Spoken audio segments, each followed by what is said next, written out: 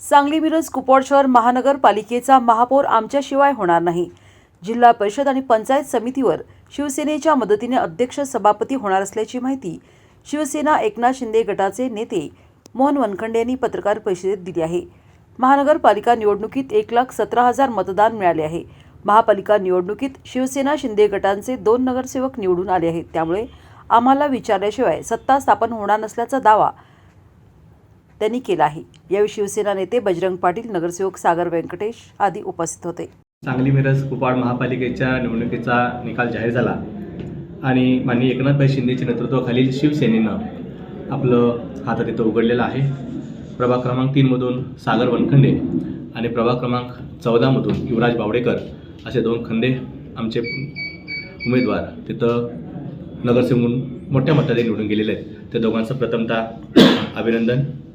आणि खरं तर हे करण्यासाठी जी ताकद दिली आमची माननीय एकनाथजी शिंदे साहेब असतील, शंभूराज देसाई, आमचे असणारे राजेजी क्षीरसागर साहेब आमदार आणि जिल्ह्याचे संघटक सुहास भैया बाबर, आमचे जिल्हा प्रमुख बजरंग भाऊ आणि आमची सगळी शिवसैनिकाची टीम, सगळे पदाधिकारी यांचं हे यश असं मी म्हणतोय।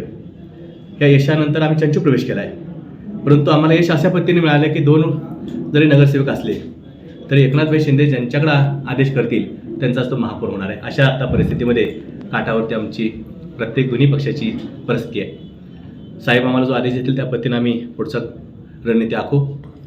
हे होतं नव्हतं तोपर्यंतच जिल्हा परिषद आणि पंचायत समितीची निवडणूक जाहीर झालेली आहे। अर्ज भरायला सुरुवात झाली। आज आम्ही ग्रामीण भागातील सर्व प्रमुख पदाधिकारी आणि कार्यकर्ते यांची बैठक आयोजित केली होती। 100-150 पदाधिकारी या बैठकीला हजर होते आणि प्रत्येकाचं असं मत आहे, सर आपण जिल्हा परिषद तरी आपला भगवा 2 उमेदवाराच्या 2 नगरसेवकांमध्ये फडकावला आहे, आता आपल्याला जिल्हा परिषद आणि पंचायत समितीवरती भगवा फडकवायचा आहे। आमचे खानापूर आटपाडी नेते सुहासभाई बाबर तिथून नक्कीच त्यांची जे 8 जिल्हा परिषद सदस्य आहेत त्यातले 8च्या 8 जिल्हा परिषद सदस्य ते निवडून येतील। पाळवातून येतील, जत कवटेमंकाळमधून येतील, पलूसमधून येतील। असं एक जर 1-2 केलं तरी आमचं जे संख्याबळ असं असेल की ते या जिल्हा परिषदेवरती जिल्हा परिषद अध्यक्ष बसवण्यासाठी आमची शिवसेनेचा पाठिंबा घेतल्याशिवाय हा जिल्हा परिषद अध्यक्ष पण होऊ शकणार नाही आणि मिरजेचा पंचायत समितीचा सभापतीसुद्धा होणार नाही।